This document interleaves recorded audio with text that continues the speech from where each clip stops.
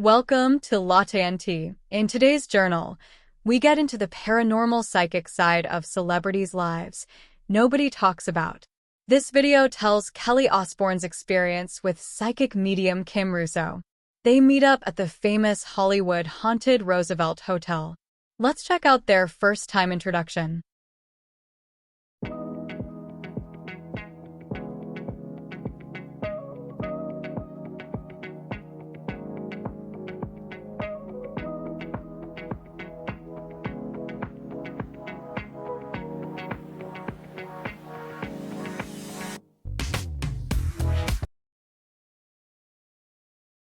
As Kelly Osbourne walks in, she seems excited to meet Kim Russo.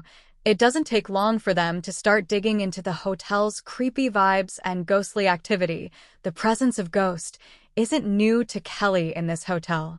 She said her best friend rented a room one night and they both had an paranormal encounter, though he doesn't believe in the paranormal like she does. Kim is absolutely fine with that. Kim says she will help her with what's going on. Kelly wants Kim to prove her credibility as a clairvoyant, as she says. After the introduction, Kim asks Kelly's permission to tune into her and invade her space a bit to help her out, because they will be dealing with entities. Kelly beggingly tells her to please do so. She'd love that. So they head to the library bar. Kelly mentions she's been in there before because she used to drink. Once they got into the room, Kelly said she didn't like it in there, and they both said it feels creepy and uneasy, as if they're being watched. Before they could even get through the session, something strange happens to the camera crew's equipment, but after a few minutes, everything is fine.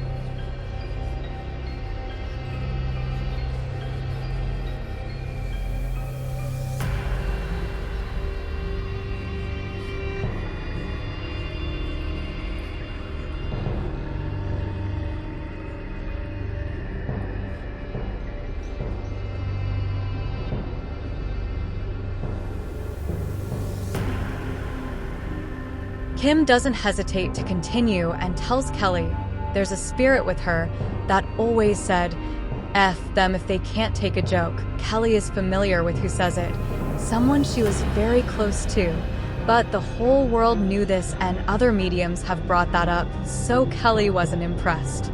The psychic asked her if she could elaborate on whom. Kelly said it was Joan Rivers. Kim Russo lets Kelly know Joan is here for sure then. She asked Kim if they could sit, so they could dive in a little more about her mentioning Joan Rivers. But Kim asked Kelly if she had a tattoo of Joan on the side of her hip. Kelly said, no, I have a tattoo of her on my back shoulder. The medium goes on to ask what's the other one on her hip. Kelly said, ha ha ha, it's like one of her most embarrassing ones from the past. So, what do you think about this introduction? Do you think it was Joan Rivers? Comment below. Kelly now believes Kim's abilities. Kim says Joan is telling her that Kelly reminds her of a younger her, the insecure, shy, rebellious, and timid behavior. It was easy to guide Kelly because she was able to relate to that her whole life, and she saw Kelly as another daughter. She also mentions Joan saying her daughter and Kelly need to connect back up again because they need that from each other. Kelly said they'd been meaning to for the past 2 years, but it's always bad timing and she misses her a lot. Her mind is blown away by this whole thing and wonders if Kim ever gets tired. The medium says yes, she can't do it all the time and gives space between it to work on herself for a while. Kelly feels she keeps getting dizzy in the room, but doesn't know why. The medium is sensing a lot of sad spirits in the hallways and through the building walking around that could be affecting Kelly. So now the pair are ready to meet Kelly's best friend. He is skeptic about the paranormal, spirits, and mediums. But Kim has a surprise for him.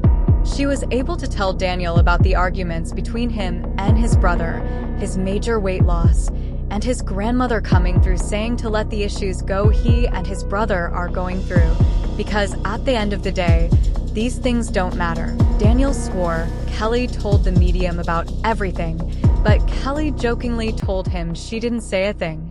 Now, Daniel has started to change his mind about the paranormal and Kim's abilities. He thought it was fake before. Comment below if you've had these kinds of readings or sessions. So after Kim Russo gives Daniel his first psychic reveal, they move to the next room, upstairs in the penthouse suite, where the paranormal encounter happened. Kelly said she heard footsteps upstairs. Someone was walking back and forwards. Daniel thought it was Kelly or housekeeping. Kim has this sense of water running. They all head to the downstairs bathroom. Then Kelly said, "I don't like going in there," and goes on to say, the faucet was running the night Daniel got the room, but wasn't on previously. The medium tells them she feels the presence of a sad spirit as well. Kelly said, "Yeah, that's the bathroom from earlier. They saw the water running and heard the footsteps." Kim said, "Let's move on over to the bathroom." When they came in, Kim feels the spirit again. She sees him pacing around in despair, lurking around the hotel, watching. The spirit wants Kelly's attention. Kim explains, seeing the horrific scene. Now, this is where it really starts to get creepy. The psychic has channeled a spirit that is drawn to Kelly and needs her attention. Kim Visions shows the spirit unalived himself with a shotgun, which caused him to slump forward onto the sink faucet that turned on as he passes away. Kim can also see the words on a note saying, "I'm sorry," repeatedly, and "I had to do it. I had no choice." Turns out, there are city reports stating a man by the name of Frank Libby did indeed unalive himself at the hotel. Do you believe the spirits can communicate with the living? Comment down below. Kim Russo has now excused David from the room. She has seen visions of Kelly and her friends when she was younger, practicing rituals, spells, chanting, and ceremonies with a lock of someone's hair. Kim asked Kelly if she has used the Ouija board at some point. Kelly doesn't deny it and immediately says yes, and claims a fireball flew from her hands. That scared her. But, to me, it seems Kelly is a little uncomfortable with Kim asking about her past using the Ouija board. Have you ever indulged in the Ouija board? If so, what was your experience?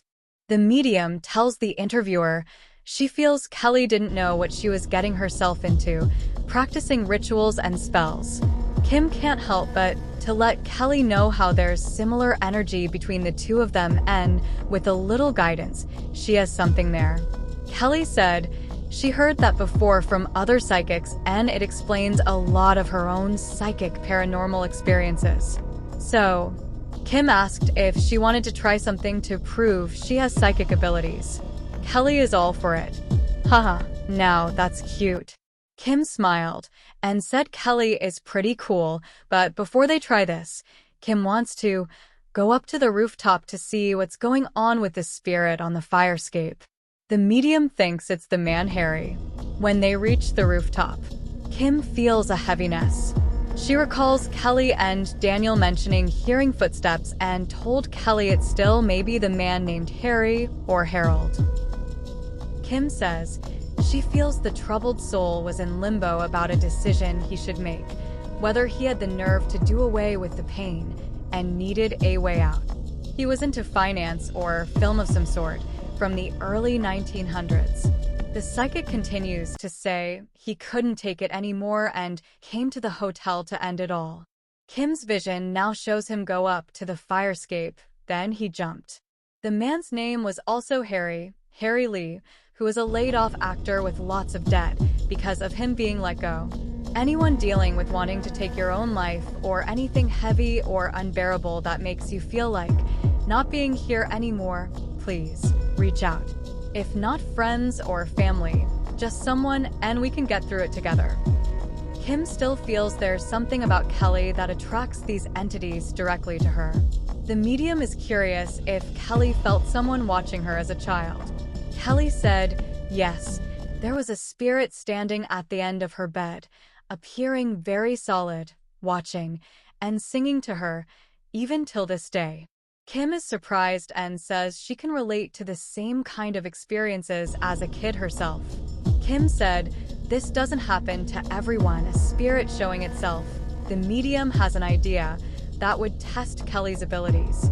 She asked the producer to grab a ring from her purse. So he brings it. Then Kim asked if Kelly knew what psychometry is. She's not familiar with it, so the medium explains in simple terms. It's when a person holds an object and gets psychic impressions. Kim does this practice with her students all the time and would like to try it with Kelly. So, the medium said the ring belonged to her mother, that passed away. Kim handed the ring to her and said, "Try to feel the energy that comes through." Kelly was shocked because she never did anything like that before. The psychic asked her, "What does she sense?" She was able to sense Kim's mother had black hair, a burn feeling in her throat, and the beach house and the name John. The medium was impressed and tells Kelly her mother had black hair, a tube in her throat. She wanted taken out because of discomfort. They lived in a beach house and her father's name was John, who passed as well. They were both shocked how much Kelly was able to pick up on about her mom and dad. Kelly has the chills all over, hearing this from the medium. I think she is very thrilled about channeling and giving herself a pat on the back. Comment below if you feel Kelly has conjured entities from her past, and now they are drawn to her. The medium tells Kelly she is ultra-sensitive to spirits or energy. There's a reason they're coming to her or attracted to her, wherever she goes. Kim feels she opened the portal up herself, from curiosity. Though, Kelly said she has always been afraid of Ouija boards and didn't like it. The medium goes on to say, she warns against it, because many lower vibrational entities come through and the dark forces prey on the vulnerable, weak, needy, and addictive. They can attach to you and their mindset can become your mindset. The medium then brings up that Kelly doesn't drink. Kelly says she has been sober for 2 years. Kim tells her that's a huge accomplishment. Kelly kinda gets in her feelings and says she is a strong human being and has been through too much in her life not to be. Now, Kim Russo has asked Kelly to come to the last encounter she had in the theater room. They continued to talk about the lower energies Kelly channels.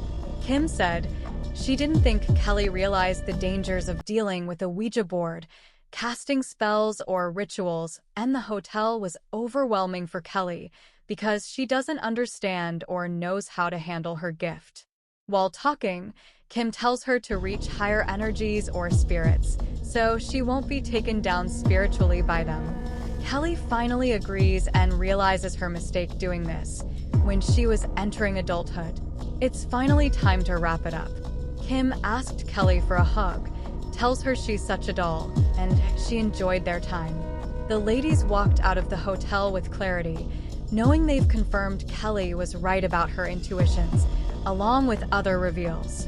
Kelly knows she won't be left alone by the spirits and has opened Pandora's box. She said, "I don't get left alone by the living, let alone the dead." Kim ends with, "Your vibe is your tribe and the living and the spiritual." Well, that ends the video today. I hope you guys enjoyed.